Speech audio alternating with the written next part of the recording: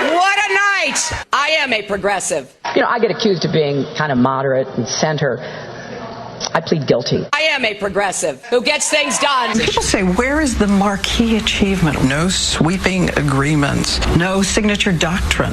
I think there is no perfect outcome. I look back over the years of my involvement from that very first job I had at the Children's Defense Fund. Well, you know, Hillary Clinton's an old friend, but they're not friends in politics. We profoundly disagreed with the forms of the welfare reform bill. By the time Bill and I left the White House, welfare rolls had dropped 60%. You know, many years after that, when many people are pronouncing welfare reform a great success, you know, we've got growing child poverty. The poor are suffering. I know that we can finish the job of universal health care coverage. Some theoretical debate about some better idea that will never, ever come to pass. I know we can combat climate change. We're either going to be dependent on dirty oil from the Gulf or dependent on dirty oil from Canada. When Hillary Clinton becomes Secretary of State, Bill Clinton gives 10 speeches for about $2 million for a bank called TD Bank Investment Group, one of the largest shareholders in Keystone XL Pipeline. 3 months later, Hillary Clinton greenlights the pipeline. I know we can make our education system work for every one of our children. New York has spent a considerable amount of money and effort devising very good tests. I will end the unfunded mandate known as No Child Left Behind. I do not believe that our children are little test takers. And I do not believe that our teachers should be nothing but test givers. I know we can make college affordable and get student debt off the backs of young people. I don't think she should be getting paid that much, honestly. You're already a wealthy person. Why do you need more? Higher education shouldn't be a privilege for those able to afford it. It should be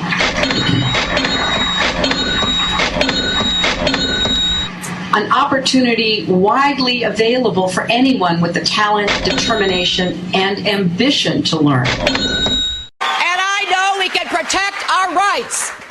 Gay rights. I do not support gay marriage. Gay rights. Marriage is not just a bond, but a sacred bond between a man and a woman. Immigrant rights. I am, adamantly against illegal immigrants. Immigrant rights. Certainly, we've got to do more at our borders, and people have to stop employing illegal immigrants. Workers' rights. I'm always proud of Walmart and what we do and the way we do it better than anybody else. Labor unions are nothing but blood-sucking parasites living off of the productive labor of people who work for a living. Nowhere on the tapes did we find any indication she spoke up to defend the role of America's labor unions. Workers' rights. If we went to $15, there are no international comparisons. Australia, where the minimum wage is over $16 an hour. That is why I support a $12 national federal minimum wage. And we have to be united. I have a lifetime of experience that I will bring to the White House. I know Senator McCain has a lifetime of experience that he will bring to the White House. And Senator Obama has a speech he gave in 2002. Going into that White House, as others before have. We came out of the White House not only dead broke, but in debt. We struggled to, piece together the resources for mortgages for houses. It was not easy. Thank you all, and God bless you. When I watch her campaign, it reminds me of, and again, I'm throwing out references that mean absolutely nothing to anybody, so I will continue to do that. She reminds me of Magic Johnson's talk show.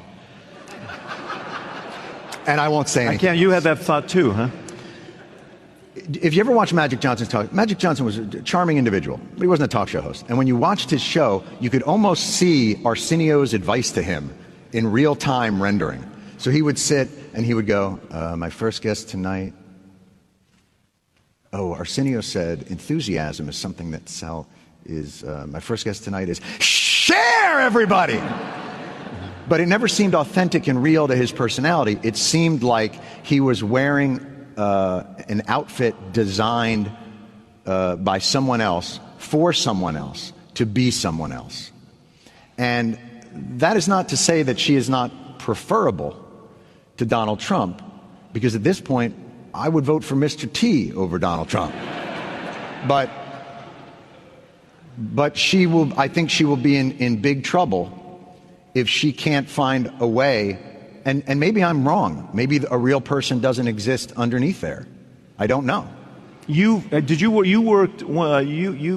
dabbled on the government side when you were advocating for the Zadroga Act for 9/11 survivors. Did you work with her when she was Senator of New York on that? No. So you never I worked with Kristen Gillibrand.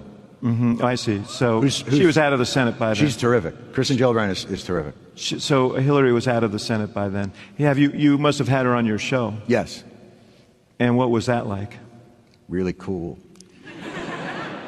It's, look,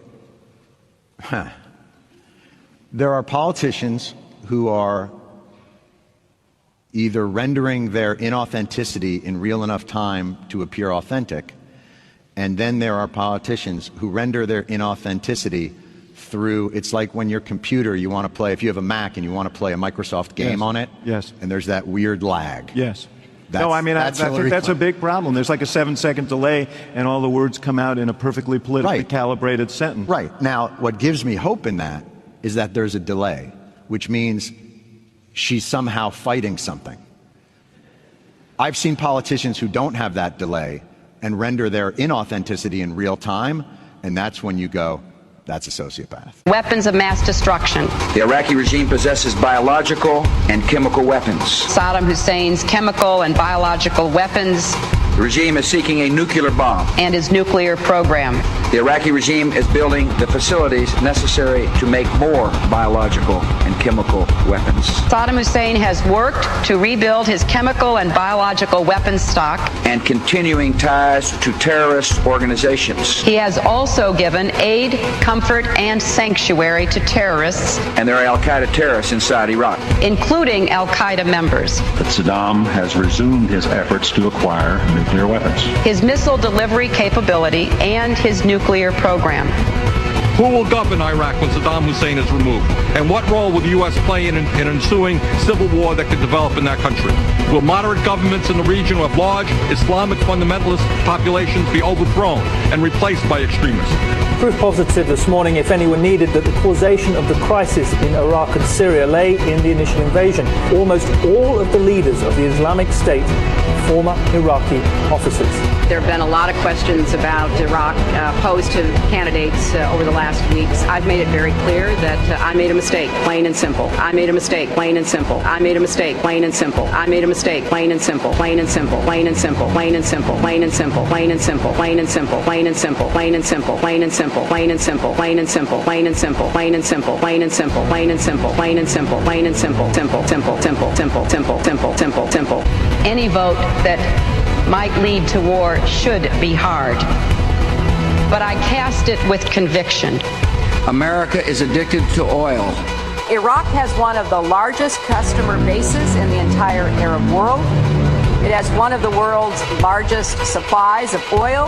And so it's time for the United States to start thinking of Iraq as a business opportunity. As we look at this most important question of who our next commander-in-chief could be and what qualities we look for in them, we can tell what they will do by looking at their past.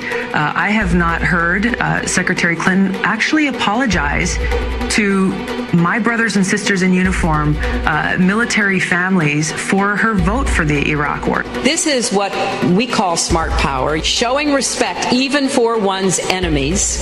I am very pleased to welcome Minister Gaddafi here to the State Department. We deeply value the relationship between the United States and Libya. We have many opportunities to deepen and broaden our cooperation. Thank you. We're delighted you're here. Thank you all. In the years ahead, Libya could become a peaceful democracy, or it could descend into chaos.